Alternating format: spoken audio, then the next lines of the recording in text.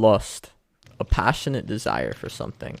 Yet those trapped within lust only desire one thing: freedom. We've been through this over and over again. You promised yourself you'd stop, yet here we are again.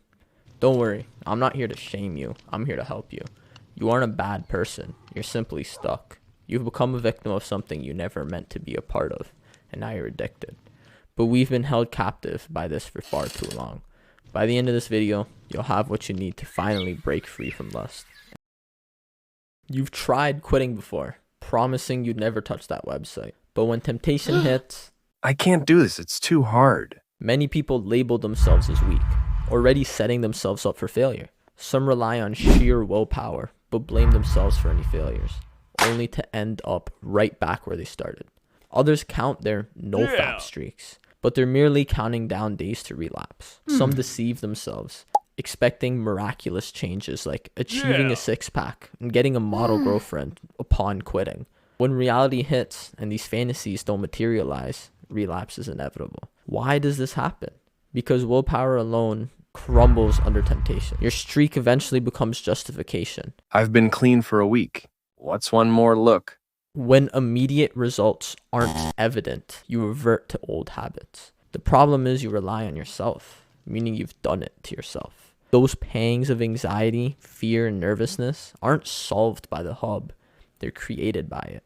Using the problem as a solution only deepens your struggle. The cycle breaks only when we choose genuine freedom. And to be free, we must fully understand the issue.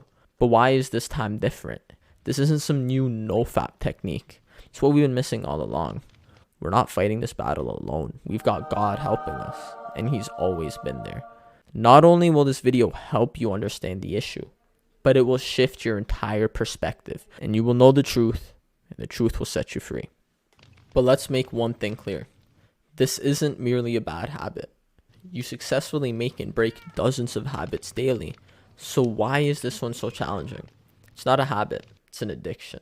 Dopamine, the brain's reward chemical, reinforces vital activities like eating, companionship, and intimacy. These activities produce dopamine in your brain.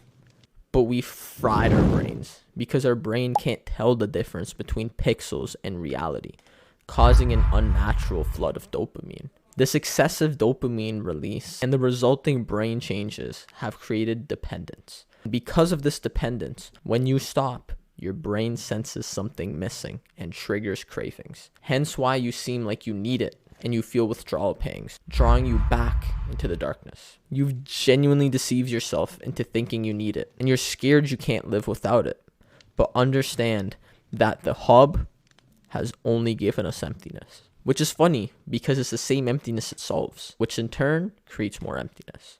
The pleasure you get from temporarily relieving the pangs is an illusion, and you've genuinely tricked your brain into enjoying it. You've created an itch that gets itchier the more you scratch, but you just can't stop scratching it.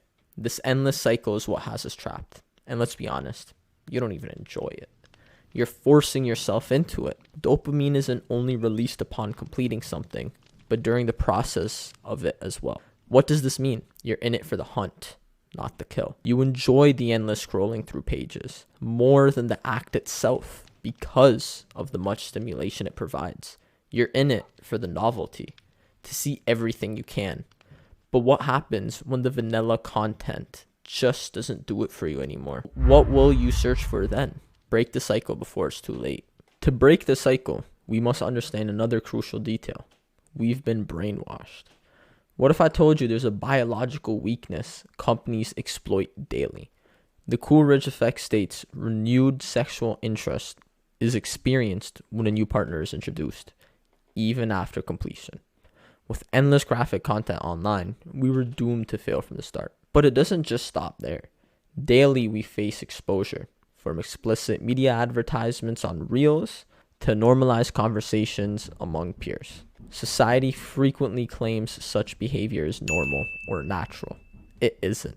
To overcome this, we must recognize this brainwashing, challenge the lies, and prepare ourselves to fight against it actively every single day. Put on the full armor of God so that you can take your stand against the devil's schemes. For our struggle is not against flesh and blood, but against the rulers, against the authorities, against the powers of this dark world, and against the spiritual forces of evil in the heavenly realms. Recognize moments of weakness when temptation is ready to creep in and prepare to fight against it. Whether it's certain accounts you follow on social media or places where you're alone and tempted, recognize these moments and arm yourself with the tools for success. Don't put yourself in vulnerable positions and get surprised when you fail. Plan ahead once you've recognized these scenarios and keep yourself occupied. When you're really struggling, don't be afraid to invite God's presence in. Trust the Lord with all your heart and lean not on your own understanding. In all your ways submit unto him, and he will make your ways straight. However, breaking free isn't just about stopping the hub. It's about undoing the brainwashing. Constantly battling this addiction is damaging. If it weren't, would you feel shame or disgust? Would you harm your mental and physical well-being like drugs do? But why do we cling on? Why is it so hard to let go? It's because of fear and doubt. Fear and doubt keep us trapped. Why? Because we fear of missing out and doubt our ability to actually quit. We're afraid we won't be able to let go. Once an addict, always an addict, right? That's false. You don't crave corn. You crave freedom. The good news is we are fully capable of escaping. For we know that our old self was crucified with him, so that the body of sin might be done away with, that we should no longer be slaves to sin. We must truly understand that brainwashing is everywhere, and they want you to fail.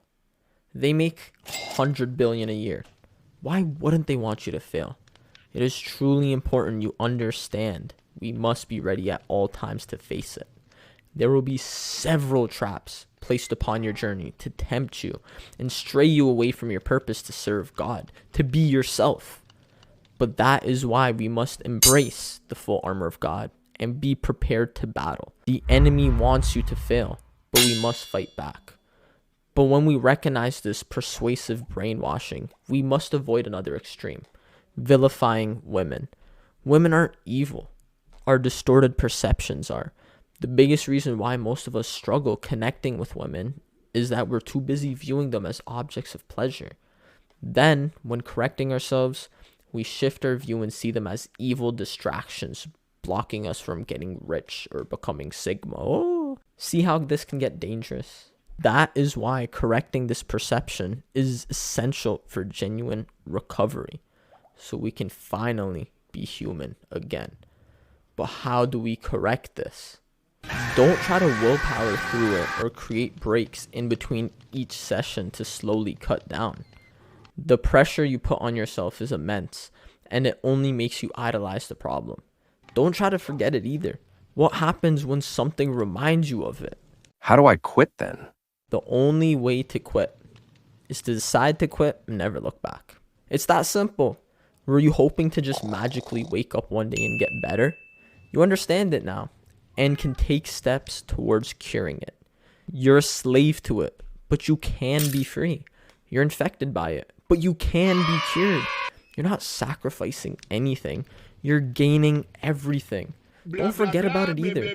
Rather, embrace it and understand you are now finally free.